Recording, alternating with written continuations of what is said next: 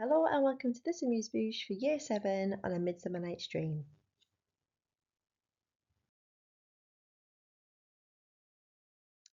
Our new Year 7 students are about to undertake their first Shakespearean study at secondary school, and one of the things that they'll uncover is it's more multifaceted than simply looking at a love story or even looking at love and relationships. So during the scheme, students will have that opportunity to really explore diverse cultures, the individuation of the voices that we see within the play, but equally to really think about how the teachings of the play refer to their wider cultural context.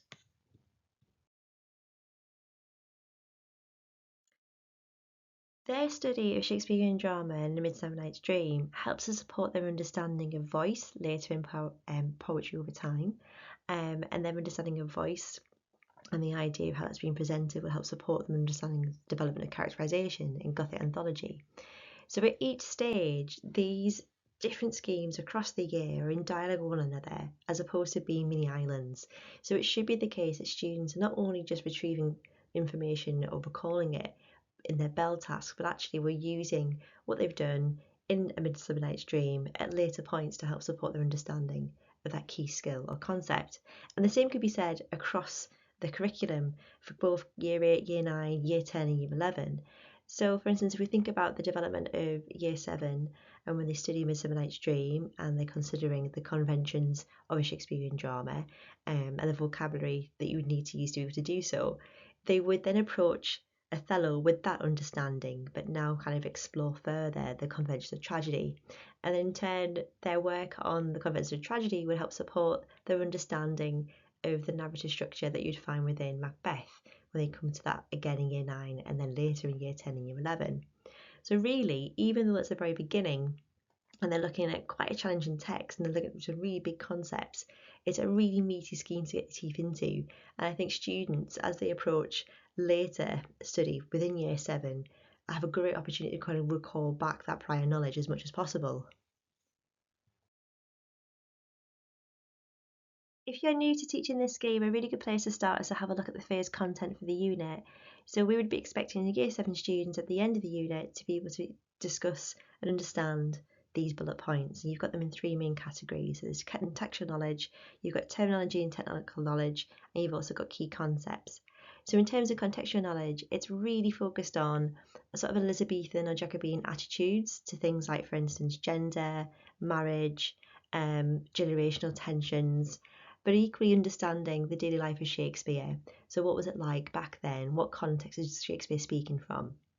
You'll notice that the terminology and technical knowledge list of bullet points is greater than Year 8 and Year 9. I think if you look down the list, you've got words like play, script, audience, contemporary, modern, writer, playwright. And that's to enable students to talk about the play as a play, really, to make sure that they understand that they are looking at a piece of drama as opposed to a piece of prose, for instance. And then for key concepts, it's the first time that students really within their study are beginning to think about the writer's intention and the conscious construction of a text. So if you think about key situ sats, of course students are aware that writers make choices and of course they'll be equipped with that, and this won't be the first Shakespeare play they've ever come across. But it may not be as explicit to them as it is now in secondary that the writer's intention is a driving force within the play. And how do you comment upon that? So that's that for the phase content. When you look at the Othello scheme and you look at the Othello Amuse Bouche, you can see how you can differentiate that. So for instance, if you find that your Year 8 class is predominantly low ability, are there elements in Year 7 that we need to kind of plug when they come into Year 8 that would support them?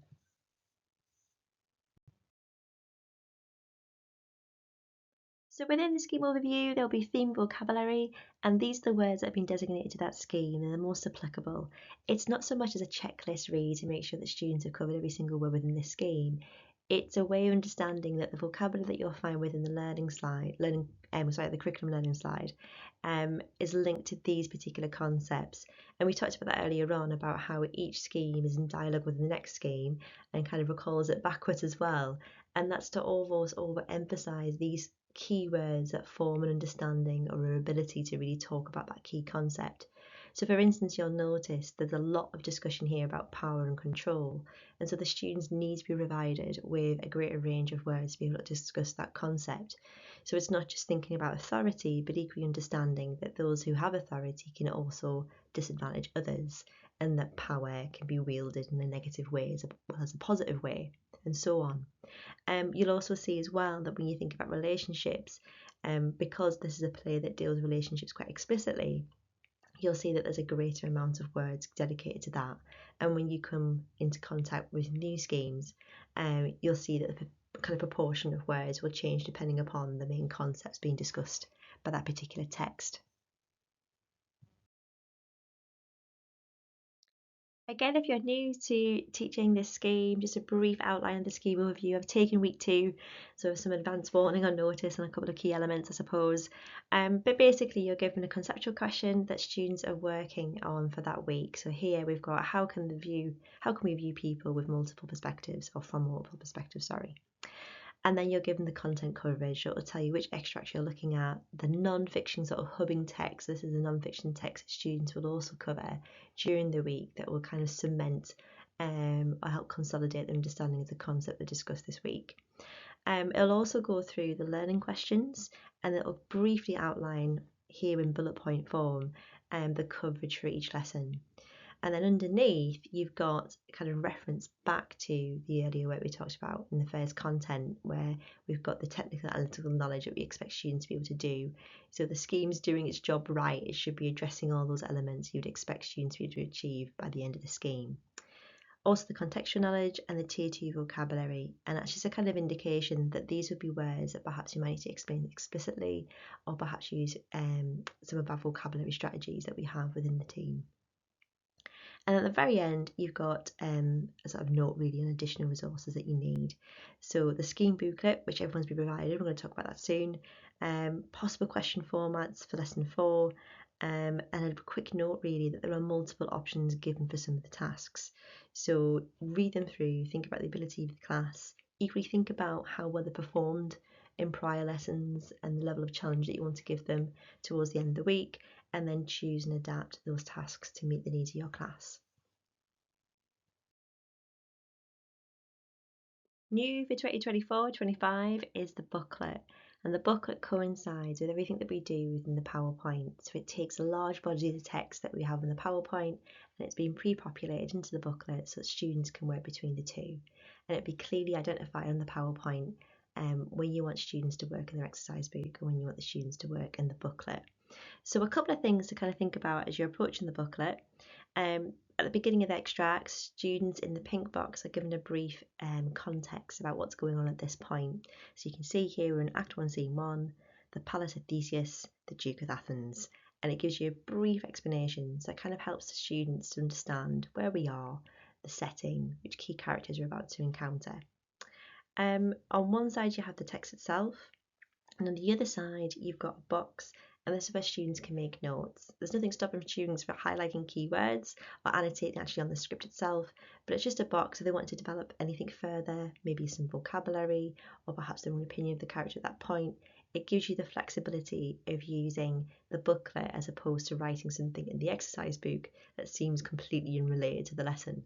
So that might be a way forward. Equally, what you'll find at the bottom of key extracts, there'll be a key quotation. And we've got a really good example of this now. So the quotation itself is linked to a point in the earlier extract, and they're normally highlighted in red. So that's an indication that that's something that students are going to work on. Equally, you'll notice there's an emoji or an icon, I'm not too sure what to use for this one, that supports geocoding. So it's quite clear that students know that when they see the image of the character displayed on the screen, this is this part of the text that we're looking at, it's this character. So that's to really help students and support geocoding going forward.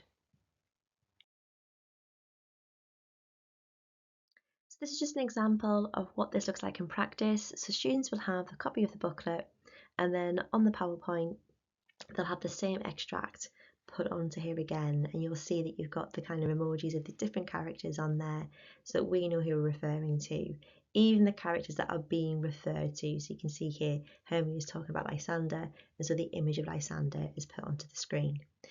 What's different is that on the PowerPoint slide, you'll obviously have the instruction box. So as much as it mirrors, there are opportunities for you to kind of adapt and change the questions if you needed to. If it was printed within the booklet, it'd be hard to do. So if you wanted to adapt the language perhaps used, or maybe perhaps change the wording because you really want to target a specific area, you can do, and that's fine. It's also kind of denoted at the top there, that's the guide in reading, so obviously using those reading strategies, and you'll find that across all lessons. When you look at the text, you've got numbers, and those numbers link to the question it refers to. So you can see here, number 2 is next to, be advised, fair maid, to you your father should be as a god.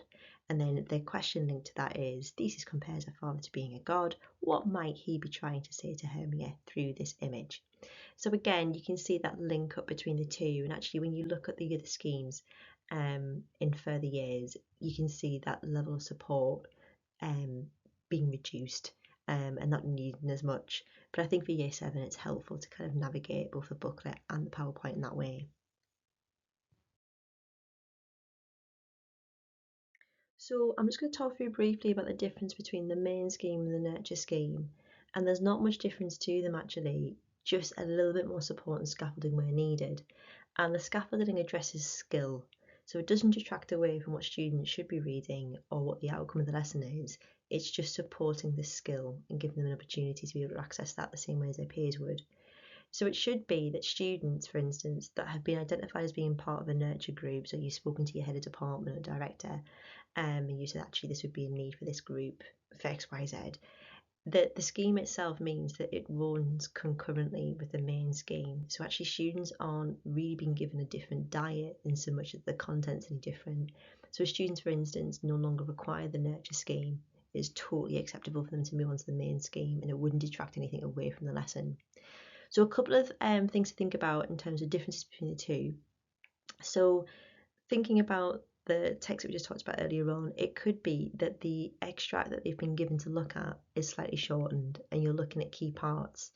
For instance, you've got key quotations highlighted, where earlier on that wasn't the case, it was just numbered. So it has the number and the highlighting, and it corresponds to the red that we find within their extract in the booklet. Equally, if you think about the instruction box that we have there, those 4 questions have been reduced down to 2. Now, it means that the students are focusing in on 2 key aspects, so they're able to meet that learning outcome. So here we're thinking about imagery, and again, they're thinking about how the comparison to Theseus being a god, and why would they use that image, and then character, Hermia stands up for herself against her father and Theseus, what impression are we given of her? What you may find is not just the reduction of questions being asked in that box, it could be that the language has changed slightly, so it doesn't overwhelm the student, it's not overloading, and actually it's being expressed in a way that they're able to access, and that's really important also. The one thing I'll say about the nurture scheme, I think when you think about Shakespeare, it's important not to abridge that scheme, because we need students to be really adept at being able to understand it, and the more exposure we give to students really exploring Shakespeare's work, that enables them really when they come up to sort of GCSE later on and further study. So just think about, rather than give them too simplified a version or trying to translate everything, to concentrate on tone and use that context as much as possible. So at this point, what would be the tone of Theseus at this point? What's the most likely one? And then allow them to sort of explore language. And I think the reduction of questions gives them more opportunity in the lesson to do just that, to probe language. So I wouldn't be advising abridgment. That's not really the point of the nurture scheme. I would really be thinking about how we can use kind of almost a simplified version of that content and enable our students to have more time to practice the skill, if anything. ROT tasks will take many different shapes and guises across the different year groups, but what's particularly helpful, I think, for year 7 is giving them an opportunity to rehearse what they're about to write with their shoulder partner as part of an ROT task. So you can see here in the yellow instruction box, they're given the question, what different perspectives regarding Helena can we see in this list? And are there any patterns in terms of how different characters see her?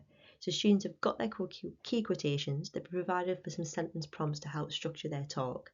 And the idea is that they do that in dialogue with their shoulder partner first before they begin to write this up. And here's an example of independent practice. So exactly the same quotations we saw in the earlier slides. They're given more of a frame for their writing, but that frame is very similar to the sentence prompts that you heard earlier on. So students have already articulated the answer, they feel quite confident they know what the answer is. And the sentence prompts that have been given for each of those key components within Peel is just really to help structure their response. So that's the end of this Amuse Bouche for Year 7 and Midsummer Night's Dream. If you have any questions or queries, please speak to your director and they'll be happy to help.